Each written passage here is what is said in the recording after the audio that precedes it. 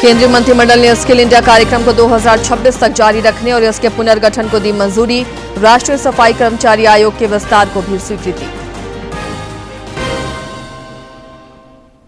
कल्याण मंत्री चमरालिंडा ने खूंटी में विभाग द्वारा संचालित विद्यालयों और छात्रावासों का जाना हाल। छात्राओं से किया संवाद, बेहतर सुविधाओं पर बल, करियर निर्माण के दिए टिप्स। गढ़वा में दंतोपंत ठेंगड़ी रोजगार मेले का आयोजन। 64 अभ्यर्थियों का हुआ चयन। 222 अगले चरण के लिए शॉर्टलिस्ट। कई चयनित अभ्यर्थियों को मिला नियुक्ति पत्र। और जामताड़ा से फिर 4 साइबर अपराधी गिरफ्तार। 12 मोबाइल और 14 सिम कार्ड समेत अन्य चीजें भी बरामद। जमशेदपुर में वाहन चोर गिरोह के 3 अपराधी पकड़ाए। 4 मोटरसाइकिल बरामद।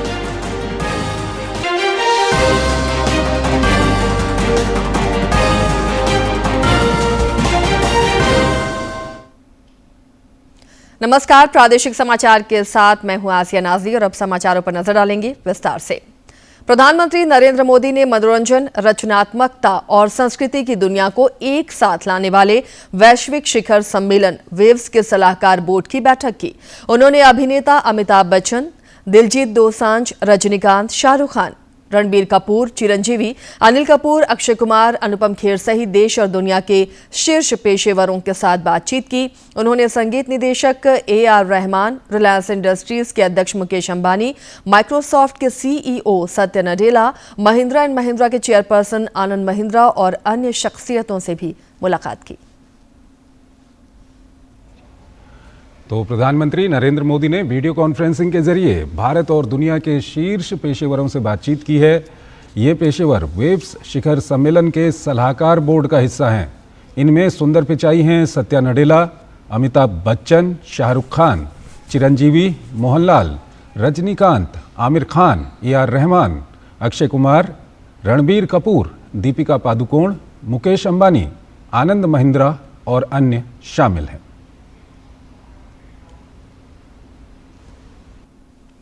प्रधानमंत्री नरेंद्र मोदी सोमवार से फ्रांस की 3 दिन की यात्रा पर रहेंगे। वे वहां AI एक्शन शिखर सम्मेलन में भाग लेंगे और फ्रांस के राष्ट्रपति इमैनुअल मैक्रों के साथ बातचीत करेंगे। विदेश सचिव विक्रम मिस्त्री ने बताया कि प्रधानमंत्री मोदी सोमवार शाम को पेरिस पहुंचेंगे। यात्रा के दूसरे चरण में प्रधानमंत्री मोदी बुधवार और बृहस्पतिवार को अमेरिका यात्रा पर रहेंगे। इस दौरान वे अमेरिकी राष्ट्रपति के साथ द्विपक्षीय वार्ता करेंगे। प्रधानमंत्री नरेंद्र मोदी फ्रांस और अमेरिका की यात्रा पर 10 फरवरी को रवाना होंगे। PM मोदी फ्रांस के राष्ट्रपति इमैनुअल मैक्रों के निमंत्रण पर फ्रांस की राजकीय यात्रा पर रहेंगे, जहां वो AI एक्शन समिट की सह अध्यक्षता करेंगे। पेरिस में होने वाली इस समिट में AI जगत के दिग्गज भाग लेंगे तो कई देशों के प्रमुख नेता भी इसमें शिरकत करेंगे। Prime Minister will co-chair this AI Action Summit alongside President Macron of France. We expect that a leaders' declaration will be adopted at this summit. PM Modi अपनी फ्रांस यात्रा के दौरान राष्ट्रपति मैक्रों के साथ द्विपक्षीय मुलाकात करेंगे तो भारत फ्रांस के CEO और बिजनेस लीडर्स के साथ भी बैठक करेंगे। PM मोदी अपनी यात्रा के दौरान राष्ट्रपति मैक्रों के साथ फ्रांस के शहर मार्सेले का दौरा भी करेंगे, जहां दोनों नेता नए खुल रहे भारतीय काउंसलेट का उद्घाटन करेंगे। The Prime Minister and President Macron will address the India-France CEOs Forum.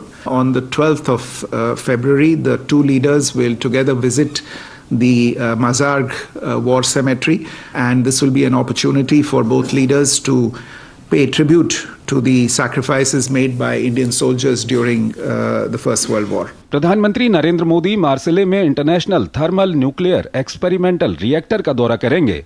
France यात्रा के बाद PM मोदी अमेरिका का दौरा करेंगे, जहां वो अमेरिका के नए राष्ट्रपति डोनाल्ड ट्रंप के आधिकारिक निमंत्रण पर जा रहे हैं। अमेरिका में ट्रंप प्रशासन के आने के बाद PM मोदी उन कुछ नेताओं में से हैं जो अमेरिका के दौरे पर जा रहे हैं। PM मोदी राष्ट्रपति ट्रंप के साथ द्विपक्षीय और शिष्टमंडल स्तर की बातचीत करेंगे। अपनी यात्रा के दौरान PM मोदी दोनों देशों के बिजनेस लीडर्स से संवाद करेंगे तो भारतीय समुदाय के लोगों से भी PM मोदी संवाद करेंगे। Prime Minister would be amongst the first few world leaders to visit the United States following the inauguration of President Trump. The Prime Minister has been invited to visit the US within barely 3 weeks of the new administration taking office shows the importance of the India-US partnership and is also reflective of the bipartisan support that this partnership enjoys in the United States. PM Modi की France और America की यात्रा दोनों देशों के साथ भारत के संबंधों को आगे बढ़ाने में और ज्यादा मददगार होगी। अमृतपाल सिंह के साथ ब्यूरो रिपोर्ट, डीडी न्यूज। केंद्रीय मंत्रिमंडल ने स्किल इंडिया कार्यक्रम को 2026 तक जारी रखने और उसके पुनर्गठन को मंजूरी दी है। नई दिल्ली में कल प्रधानमंत्री नरेंद्र मोदी की अध्यक्षता में केंद्रीय मंत्रिमंडल की बैठक में इस प्रस्ताव को सहमति दी गई। केंद्रीय मंत्री अश्विनी वैष्णव ने बताया कि 2022-23 से 2025-26 तक 8,800 करोड़ रुपए की लागत के साथ इस कार्यक्रम को स्वीकृति दी गई। केंद्रीय मंत्रिमंडल ने राष्ट्रीय सफाई कर्मचारी आयोग के विस्तार को भी मंजूरी दी है। नई दिल्ली में प्रधानमंत्री नरेंद्र मोदी की अध्यक्षता में कैबिनेट की बैठक हुई, जिसमें 3 महत्वपूर्ण फैसले लिए गए। कैबिनेट की बैठक में स्किल इंडिया कार्यक्रम के लिए 8,800 करोड़ रुपए को मंजूरी दी गई। प्रधानमंत्री कौशल विकास योजना 4.0 को मंजूरी दी गई। इसमें 6,000 करोड़ रुपए का आवंटन किया गया है। पीएम नेशनल अप्रेंटिसशिप प्रोग्राम के तहत 1,942 करोड़ रुपए स्वीकृत किए गए। जन शिक्षण संस्थान के तहत 858 करोड़ रुपए स्वीकृत किए गए। सबसे बड़ा फ्लैगशिप प्रोग्राम है 6,000 करोड़ का, 8,800 करोड़ में से वो है प्रधानमंत्री कौशल विकास योजना का वर्जन 4.0 आज जो अप्रूव हुआ है। वर्जन 4.0 में ये सारे के सारे, जैसा आपको बताया कि व्यक्ति को और इंडस्ट्री को दोनों को जो ज़रूरत है, मान लीजिए मैं इलेक्ट्रॉनिक्स इंडस्ट्री में जाना चाहता हूँ, मैं मान लीजिए मैं सेमीकंडक्टर इंडस्ट्री में जाना चाहता हूँ, तो मुझे सेमीकंडक्टर इंडस्ट्री के अनुसार स्किल मिल सके, ये मैपिंग करने का निर्णय आज लिया गया। कैबिनेट की बैठक में सफाई कर्मचारी आयोग की समय सीमा बढ़ा दी गई है। सफाई कर्मचारी आयोग को 3 सालों के लिए विस्तार दिया गया है, जिसके लिए आयोग पर 50.91 करोड़ रुपए का खर्च आएगा। हमारे जो सफाई कर्मचारी हैं उनके लिए, उनके डेवलपमेंट के लिए, उनके विकास के लिए जो नेशनल कमीशन ऑन सफाई कर्मचारी बना हुआ है, उसको आज 3 वर्ष के लिए और एक्सटेंशन दिया गया। और इसमें बहुत ही ध्यान दिया गया कि हमारे समाज का एक ये वर्ग ऐसा है जिस वर्ग को सबसे ज़्यादा ध्यान देने की ज़रूरत है, और इसीलिए इस पे 3 वर्ष का और एक्सटेंशन दिया गया है। करीब 50 करोड़ का 51 करोड़ का खर्चा इस पे आएगा। और जो स्ट्रक्चर है, chairperson, vice chairperson, members, secretary, joint secretary, जिससे कि वो देश भर में घूम के देश भर में सफाई कर्मचारी से जुड़ी हुई जितनी भी समस्याएं हैं उनको हल कर सके। कैबिनेट की बैठक में युवाओं की भागीदारी को विकसित भारत में सुनिश्चित करने पर भी बल दिया गया। Rishi Kumar, DD news, Delhi. राज्य के वित्त मंत्री राधाकृष्ण किशोर ने कल दिल्ली में केंद्रीय वित्त मंत्री और कोयला मंत्री से मुलाकात कर झारखंड की बकाया राशि लौटाने का आग्रह किया। श्री किशोर ने दोनों केंद्रीय मंत्रियों को बकाये की रकम का पूरा ब्यौरा सौंपा। इसके बाद कोयला मंत्री जी किशन रेड्डी ने मंत्रालय के अपर सचिव को बकाये की राशि का वास्तविक आकलन करने का निर्देश दिया। श्री किशोर ने केंद्रीय वित्त मंत्री निर्मला सीतारमण से मुलाकात के दौरान बकाया 1,36,000 करोड़ रुपए देने के आग्रह के साथ ही केंद्रीय अनुदान में हर वर्ष हो रही कटौती से भी अवगत कराया। कल्याण मंत्री चमरालिंडा ने खूंटी दौरे के क्रम में स्थानीय बिरसा मुंडा जनजातीय बालिका छात्रावास में रह रही छात्राओं से सीधा संवाद किया। इस दौरान छात्राओं ने उन्हें समस्याओं के समाधान संबंधी एक ज्ञापन सौंपा और छात्रावास में पेयजल, लाइब्रेरी, रसोईया और अन्य मूलभूत सुविधाओं की मांग की। कल्याण मंत्री ने सभी सुविधाओं को जल्द बहाल करने का आश्वासन दिया। साथ ही छात्राओं की प्रतिभा और रुचि के आधार पर कैरियर निर्माण की भी सलाह दी। मतलब हॉस्टल में जो समस्या है उसको मतलब हल करने के लिए आए थे। हम लोग का हॉस्टल में क्या है, क्या नहीं, कैसे सुविधा है, उसके बारे में बताने के लिए आए थे। सुंदरीकरण तो नहीं, रिपेयरिंग हम लोग करते रहने होने हैं, रिपेयरिंग करते रहना है, बेहतर होना है। कई जगह ठीक से बना नहीं है तो उस परेशानी है, चूता वगैरह है, तो हम लोग उसको कर ही रहे हैं। झारखंड में कांग्रेस कोटे के सभी मंत्रियों और विधायकों से कांग्रेस के वरिष्ठ नेताओं ने नई दिल्ली में बैठक की है। इस दौरान केंद्र आला कमान ने मंत्रियों के साथ अलग से बैठक कर सरकार के कामकाज का रिपोर्ट लिया। इस दौरान कांग्रेस के वरिष्ठ नेता राहुल गांधी ने कहा कि विधानसभा चुनाव के समय पार्टी द्वारा जो वायदे किए गए हैं उन्हें पूरा करने का लक्ष्य रखना है। उन्होंने कहा कि सभी मंत्री और कार्यकर्ता इसे प्राथमिकता देंगे। श्री गांधी ने कहा कि संगठन में नए लोगों, खासकर युवाओं को जोड़ने का प्रयास होना चाहिए। उन्होंने कहा कि गैस सब्सिडी का जो वायदा किया गया था उसे सरकार के साथ समन्वय बनाकर लागू किया जाएगा। अदालत की अवमानना के एक मामले में झारखंड हाईकोर्ट ने कल रात 9 बजे सुनवाई की और स्वास्थ्य विभाग के अपर मुख्य सचिव अजय कुमार सिंह के खिलाफ जमानती गिरफ्तारी वारंट जारी किया। इसके बाद श्री सिंह रात में ही हाईकोर्ट में पेश हुए और अदालत से माफी मांगी।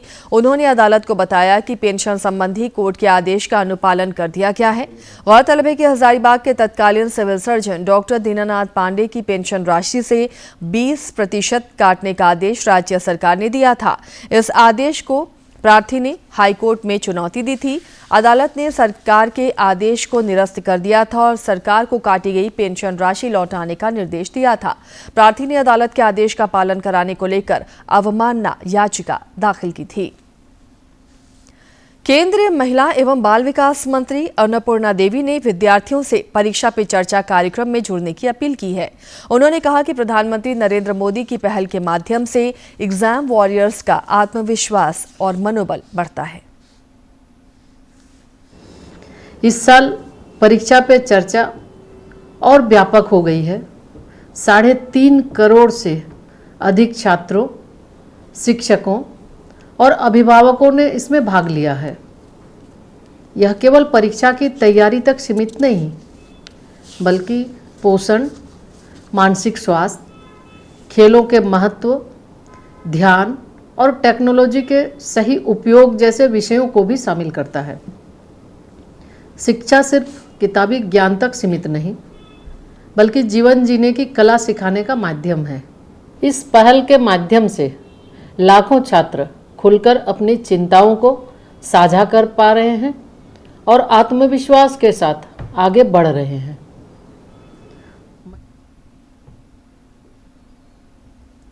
खूंटी में प्रधानमंत्री नरेंद्र मोदी के परीक्षा पे चर्चा कार्यक्रम का सभी विद्यार्थी, अभिभावक और शिक्षक बेसब्री से इंतजार कर रहे हैं। आगामी 10 फरवरी को प्रधानमंत्री नरेंद्र मोदी की परीक्षा पे चर्चा कार्यक्रम को लेकर Khunti CM school of excellence के विद्यार्थी उत्साहित हैं। विद्यार्थियों ने बताया कि प्रधानमंत्री के इस वार्षिक परीक्षा पूर्व मार्गदर्शन से उन्हें काफी मदद मिलती है।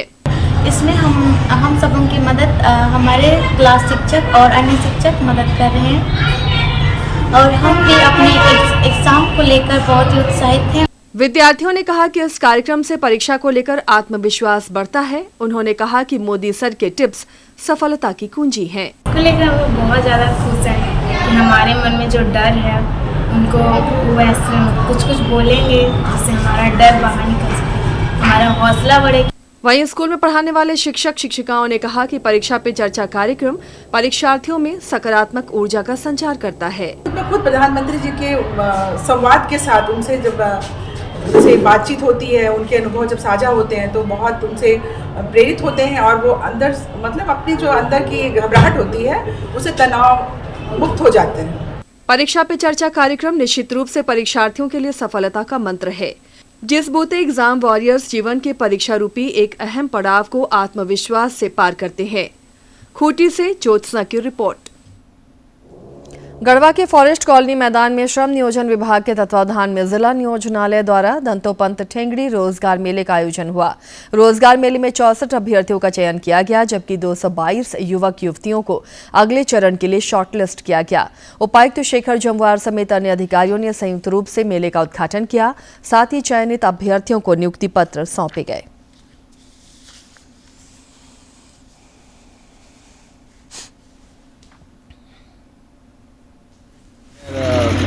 स्टेट से बाहर, स्टेट के अंदर, गढ़वा के भी, उसमें से हम लोग उनको ऑफर लेटर दे रहे हैं और स्पेशली अपने यूथ को बोला है कि आप कुछ भी लेने से पहले स्पेशली गर्ल्स जो है वो अच्छी तरह से आश्वस्त हो लें जिस जगह आप जाना चाह रही हैं, अगर जॉब करना चाह रही है, उस जगह के बारे में अच्छी तरह जानना होगा। पेयर्स को भी सारे लोगों को स्ट्रिक्ट इंस्ट्रक्शन दिया है कि किसी भी परिस्थिति में हमारे यहाँ के बच्चे जो बाहर जा रहे हैं या जहाँ कहीं भी एम्प्लॉई हो रहे हैं उनको बेहतर वर्किंग कंडीशन से जरूर कराएंगे। जमशेदपुर के सिद्धगोड़ा थाना क्षेत्र अंतर्गत ट्रांसपोर्ट मैदान के पास कल शाम सरस्वती प्रतिमा विसर्जन के दौरान 31 फीट ऊंची प्रतिमा में आग लग गई। लोगों ने पानी और बालू डालकर आग बुझाने का प्रयास किया। सूचना मिलने पर पहुंची दमकल टीम ने आग पर काबू पाया। बताया जा रहा है कि विसर्जन जुलूस के दौरान पटाखा की चिंगारी से प्रतिमा में आग लग गई।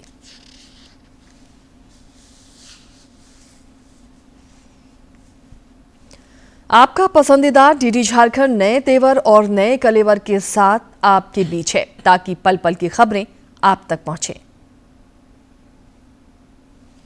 आपका अपना पसंदीदा डीडी झारखंड, गांव से लेकर कस्बों और शहरों तक की है धड़कन। सटीक, विश्वसनीय और तेज खबरों का भी है आईना। राजनीति के मंच से सत्ता के गलियारों तक, खेत से खलिहान और मनोरंजन से इंफोटेनमेंट तक, खेल के मैदान से रंगमंच की खबरों तक, सब कुछ देखिए हमारे प्रादेशिक समाचार में हर रोज दोपहर 12:30, शाम 6:30 और 7:30 बजे, सिर्फ और सिर्फ डीडी झारखंड पर। दिल्ली विधानसभा चुनाव के रुझानों में भाजपा 27 साल बाद सत्ता में वापसी करती दिख रही है। दोपहर 12 बजे के बाद तक के चुनाव आयोग के आंकड़े के अनुसार 70 सीटों में से भाजपा 46 और आम आदमी पार्टी 24 सीटों पर आगे चल रही है, जबकि कांग्रेस को एक भी सीट पर अभी बढ़त मिलती हुई नजर नहीं आ रही है। मुख्यमंत्री आतिशी, अरविंद केजरीवाल, मनीष सिसोदिया और आम आदमी पार्टी के कई मंत्री अपनी सीटों पर पीछे चल रहे हैं। दिल्ली में 5 फरवरी को 70 सीटों पर 60.54% मतदान हुआ था। 14 एग्जिट पोल में भाजपा और 2 में आम आदमी पार्टी की सरकार बनने का अनुमान जताया गया था। प्रयागराज में चल रहे महाकुंभ से अखाड़ों की वापसी शुरू हो गई है। शैव अखाड़ों ने पारंपरिक रीति रिवाज से अपनी विदाई ले ली। महाकुंभ से विदा होने से पहले अखाड़ों के साधु संतों ने अपने इष्ट देव की पूजा अर्चना की और चेहरे पर भस्म यानी कि बभूत लगाकर आध्यात्मिक आस्था का परिचय दिया। इस मौके पर अखाड़ों के साधु संतों के लिए विशेष विदाई समारोह का आयोजन किया गया, जहां सभी संतों को फूल मालाएं पहनाकर उनका सम्मान किया गया। अखाड़ों की परंपरा के अनुसार विदाई के समय अखाड़ों में स्थापित धर्म ध्वजा की पूजा अर्चना की गई और फिर उसे विधि विधान से ढीला किया गया। ये प्रक्रिया इस बात का प्रतीक होती है कि अखाड़े अब महाकुंभ से विदा हो रहे हैं। इसके अलावा विदाई समारोह में अखाड़ों द्वारा विशेष भंडारे का आयोजन किया गया, जिसमें भक्तों और श्रद्धालुओं को कड़ी चावल का प्रसाद वितरित किया गया। कड़ी चावल का भंडारा अखाड़ों की एक महत्वपूर्ण परंपरा है, जिसे वो हर महाकुंभ में निभाते हैं। महाकुंभ में इस बार कुल 13 अखाड़ों ने अमृत स्नान किया। अंतिम अमृत स्नान बसंत पंचमी के अवसर पर संपन्न हुआ, जिसके बाद से ही अखाड़ों ने धीरे धीरे अपना सामान समेटना शुरू कर दिया था। महाकुंभ में शामिल नागा साधु भी प्रयागराज से प्रस्थान कर गए हैं। अब सभी संत वाराणसी जाएंगे। वाराणसी में होली का पर्व मनाने के बाद हरिद्वार पहुंचेंगे और फिर उज्जैन के कुंभ की तैयारियों में जुटेंगे। निरंजनी अखाड़े में विदाई समारोह के दौरान अखाड़ा परिषद के अध्यक्ष स्वामी रविंद्र पुरी का विशेष स्वागत किया गया। इस अवसर पर उन्होंने सभी को एकता और समरसता का संदेश दिया। अखाड़ों और नागा सन्यासियों के महाकुंभ से विदा होने के बाद मेले की आधी रौनक खत्म हो जाती है। महाकुंभ का मुख्य आकर्षण अखाड़े और उनके नागा सन्यासी ही होते हैं। देश विदेश से लाखों श्रद्धालु और पर्यटक नागा सन्यासियों का आशीर्वाद लेने और उनकी साधना को देखने के लिए कुंभ में आते हैं। अब जब अखाड़ों की धर्म ध्वजा ढीली हो चुकी है और साधु संत प्रयागराज से प्रस्थान कर चुके हैं, तो इसके साथ ही महाकुंभ का समापन भी धीरे धीरे निकट आ रहा है। महाकुंभ का आयोजन 26 फरवरी तक चलेगा। आज आपने देखा होगा हमारा मेला संपन्न हो चुका है। अब हमने जो हमारे देवता, जो हमारे इष्ट, उनको हमने दारागंज अखाड़े में रखा हुआ है और जितना हमारा दंड कमंडल है वो हम प्रयागराज लेके उधर वाराणसी लेके जा रहे हैं। और मैं ये कहना चाहूँगा, अब हमारा कुंभ संपन्न हो गया है। अब अगले 6 साल के बाद दोबारा हम लोग प्रयागराज में आएंगे। अभी हम काशी विश्वनाथ में जाएंगे और शिवरात्रि पे हमारा वहाँ दर्शन होता है और बनारस की होली खेल के फिर हम लोग उत्तराखंड में चले जाते हैं। प्रयागराज महाकुंभ में चल रहे जनजातीय सांस्कृतिक समागम में वनवासी समाज के लोगों ने कल संगम तट पर आस्था की डुबकी लगाई।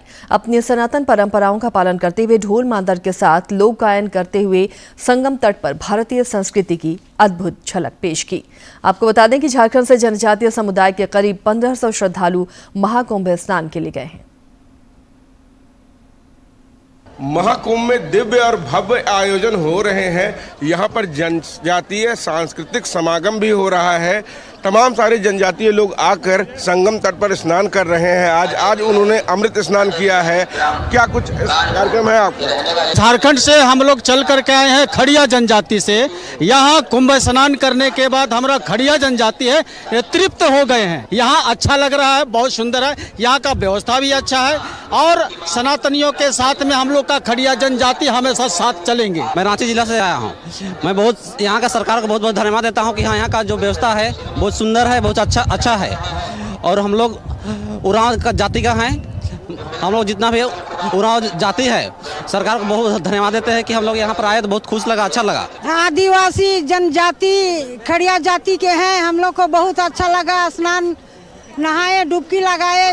यहाँ गंगा जमुना सरस्वती संगम में नहा के बहुत अच्छा लगा। छत्तीसगढ़ सीतापुर क्षेत्र से परंपरा है, रीति रिवाज है, काम है, ऐसे ही आते हैं। हम छत्तीसगढ़ जशपुर जिला के हैं। यहाँ संगम में आके नहा के बड़े अच्छा लगा। ये संगम स्नान करने में बहुत मजा आया। पूरा परिवार हम लोग इतना अच्छा किए ना, दर्शन किए, बहुत अच्छा लगा। हम लोग को एकदम बहुत खुशी है। बहुत अच्छा सुंदर लगा, डुबकी लगाए, बहुत अच्छा लगा।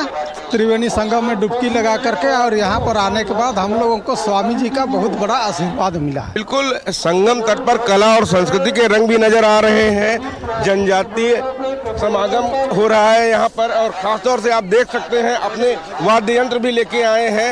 ये संगम तट पर ये लोग गाते बजाते यहाँ पर स्नान कर रहे हैं। संगम तट की ये तस्वीरें बेहद ही खूबसूरत है। जनजातीय सांस्कृतिक समागम में आए हुए जनजातीय लोग संगम तट पर स्नान किए हैं और अपने प्राचीन वाद्य यंत्रों के साथ यहाँ पर जो इनकी कला संस्कृति है उसको यहाँ पर लोगों को परिचित करा रहे हैं और खुद सनातन के रंग में रंगे हुए हैं, आस्था के रंग में रंगे हुए हैं। आस्था की डुबकी उन्होंने यहाँ पर संगम तट पर लगाई है। कैमरामैन रामजी वाजपेयी के साथ विकास सिंह, डीडी न्यूज, प्रयागराज महाकुंभ।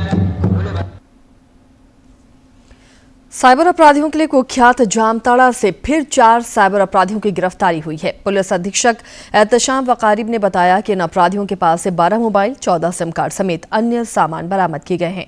उन्होंने बताया कि शातिर अपराधी फोन पर कस्टमर केयर अधिकारी बनकर लोगों को क्रेडिट कार्ड बंद होने और बिजली बिल भुगतान का झांसा देकर ठगी किया करते थे। भोपाल में जेल में रह के आए हैं। कन्फेशन में भी ये बात आई है। इनके पास से हम लोग को 12 मोबाइल और 14 मोबाइल सिम कार्ड, 1 आधार कार्ड और 1 पैन कार्ड बरामद हुआ। जमशेदपुर में सीताराम डेरा थाना पुलिस और सिद्धगोड़ा थाना पुलिस ने एंटी क्राइम चेकिंग के दौरान अंतर्राज्यीय वाहन चोर गिरोह के 3 चोरों को गिरफ्तार किया है। इनके पास से 4 मोटरसाइकिल और मोबाइल बरामद किया गया। ये लोग जमशेदपुर से मोटरसाइकिल की चोरी कर पड़ोसी राज्य ओडिशा और पश्चिम बंगाल में बेचा करते थे। पुलिस ने अंतर्राज्यीय वाहन चोर गिरोह के सरगना की गिरफ्तारी को लेकर छापेमारी शुरू कर दी है। हम लोगों को 3 गाड़ियां और बरामद हुई। इस प्रकार से कुल मिलाकर के 3 बाइक्स और 1 स्कूटी हम लोगों को बरामद हुई है। इसमें 3 लोगों के शामिल होने की पुख्ता सूचना है और अभी इस पर हम लोग अनुसंधान कर रहे हैं। हो सकता है कुछ और भी बाइक्स हम लोग भविष्य में। कुपोषण को समाप्त करने की दिशा में केंद्र और राज्य सरकारों द्वारा विभिन्न स्तरों पर कई योजनाएं चलाई जा रही हैं। इसके बाद भी कई क्षेत्रों से कुपोषण के मामले अभी भी सामने आ रहे हैं।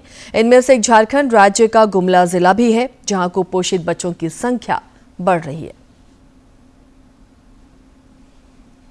आदिवासी बहुल गुमला जिले की अधिकांश महिलाएं एनीमिक पाई जा रही हैं, जिसके कारण कुपोषित बच्चों की संख्या में बढ़ोतरी हुई है। हालांकि कुपोषित बच्चों के सफल उपचार के लिए सरकार ने मुहिम छेड़ दी है और कुल 4 प्रखंडों में कुपोषण उपचार केंद्र खोले गए हैं, जिनमें मुख्य रूप से सदर, सिसई, रायडी और बिशुनपुर प्रखंड शामिल है। वहीं सिविल सर्जन नवल कुमार की माने तो उन्होंने हंस फाउंडेशन के साथ MOU किया है, जिसके तहत डुमरी, घाघरा, बसिया और भरनों में भी कुपोषण उपचार केंद्र खोलने का रास्ता साफ हो गया है, जहां अगले 3 महीनों में बच्चों का कुपोषण उपचार केंद्र आरंभ हो जाएगा। अभी जो है ना 4 जगह ये स्थापना करेंगे, है ना। 4 जगह ये अपना MTC सेंटर खोलेंगे, जिसमें डुमरी है, घाघरा है, बसिया है, भरनू है। इस संबंध में हंस फाउंडेशन के नॉर्थ ईस्ट क्षेत्रीय प्रधान निदेशक शिशुपाल मेहता ने बताया कि वे कुपोषण उपचार केंद्र खोलने की दिशा में सक्रिय हैं।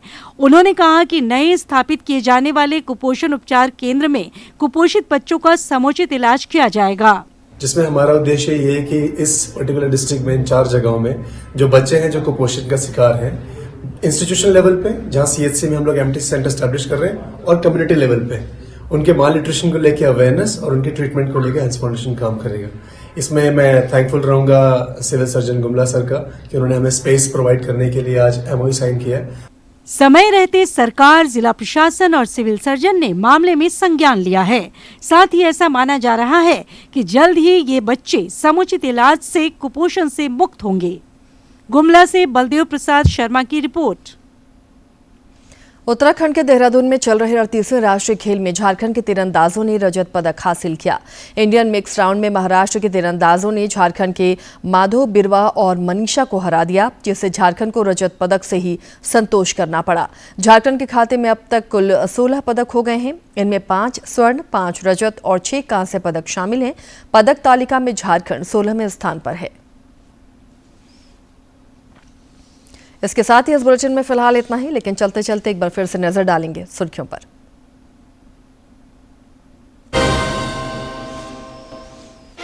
केंद्रीय मंत्रिमंडल ने स्किल इंडिया कार्यक्रम को 2026 तक जारी रखने और इसके पुनर्गठन को दी मंजूरी।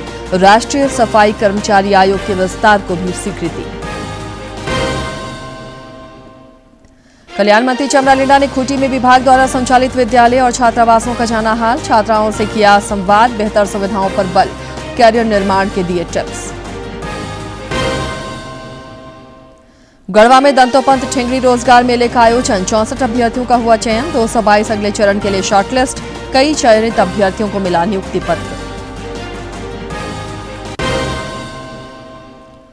और जामताड़ा से फिर 4 साइबर अपराधी गिरफ्तार। 12 मोबाइल और 14 सिम कार्ड समेत अन्य चीजें बरामद। जमशेदपुर में वाहन चोर गिरोह के 3 अपराधी पकड़ाए, 4 मोटरसाइकिल बरामद।